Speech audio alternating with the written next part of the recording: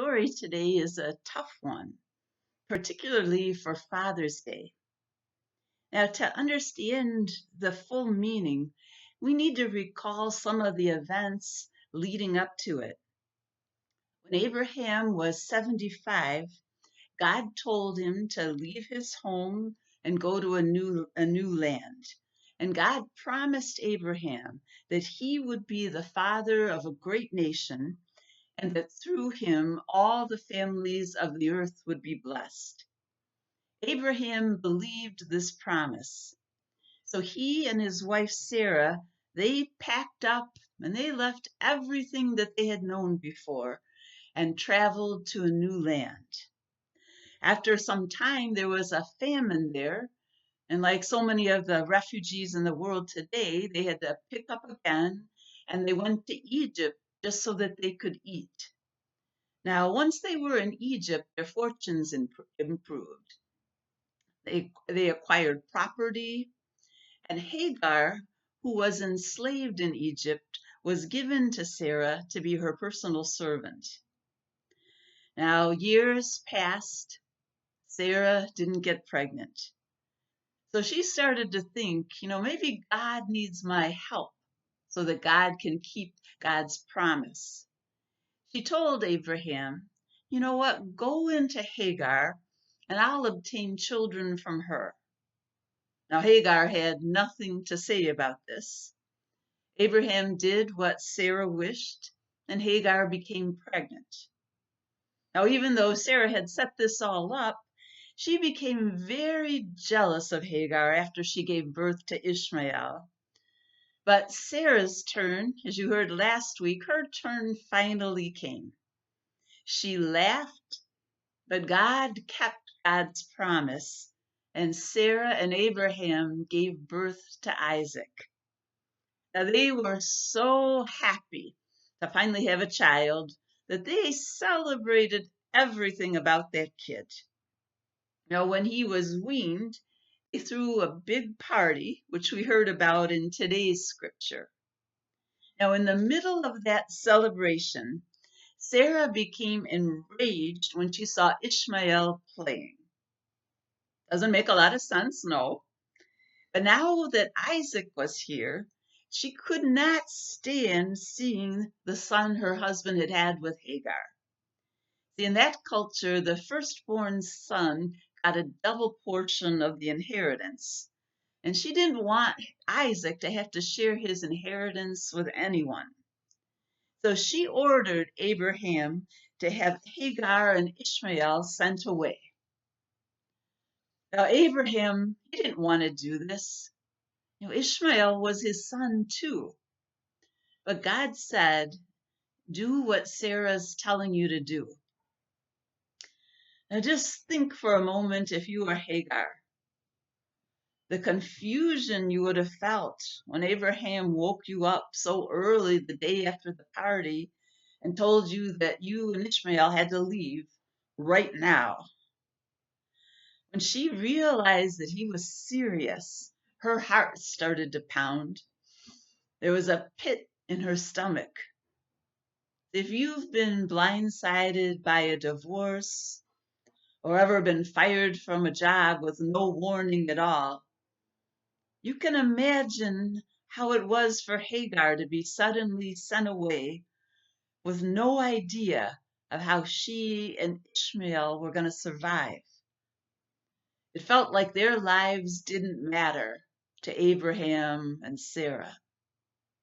See, Abraham was a wealthy man. He had lots of cattle and servants. But he sent Hagar and Ishmael away into the desert with one skin of water and some bread.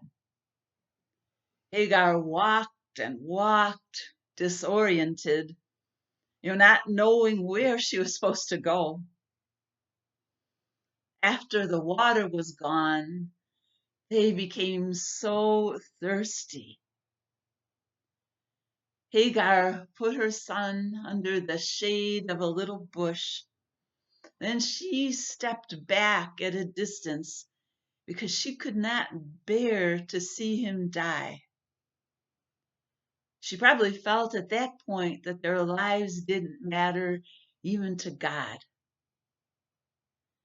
In the past few weeks, we've been hearing from other people who feel like their lives didn't matter to people in authority. A cry has come up across the globe: Black Lives Matter. As we've been learning, this phrase doesn't mean that only Black lives matter, but it means that Black lives matter as much as white lives do. And no matter what color we are, we all go through desert times when we're disoriented and feel lost. Many of us have felt like we've been in a desert during this COVID crisis. We feel isolated at home, cut off from the things that nourish us, get-togethers with our friends and loved ones, or being able to come to church and worship together side by side, and then go down to Heavenly Perks for a few laughs and a cup of coffee. Sometimes when you're in these desert times, it can feel like God doesn't care about our loneliness or our disappointments. During desert times of illness or unemployment, it can seem like God favors other people, even ones who have wronged us. During desert times, we sometimes lose hope for the future. When Hagar had lost all hope for the future, she cried. Even though God seemed to be nowhere around, she prayed, "Do not let me look on the death of the child." And God heard the cries. God spoke to her. God knew what she was going through. See, God hears our cries too and knows what we're going through. God hears the cries of the people we might wrongly assume that God doesn't care about. Now, did Sarah think that God cared about Hagar? Or had her own pain hardened her to the pain of others? Sarah seemed to have no empathy for Hagar. She used her, and then she wanted her and Ishmael sent away without caring what would happen to them. But we too sometimes have no empathy for people who are a problem to us. We may be tired of seeing protests. We may be tired of going to protests after one more senseless death. Our nation is deeply polarized right now. Sometimes we might even secretly wish we could send some people away, the ones who see things differently from us or who belong to a different political party. See, like Sarah, we see things from our own point of view and assume that those who differ from us are not chosen to be God's people. But God cares for the ones we don't think are chosen. God cared about what Hagar was going through and opened her eyes so she could see that there was a well of water right before her. The desert became a place where she and Ishmael could thrive.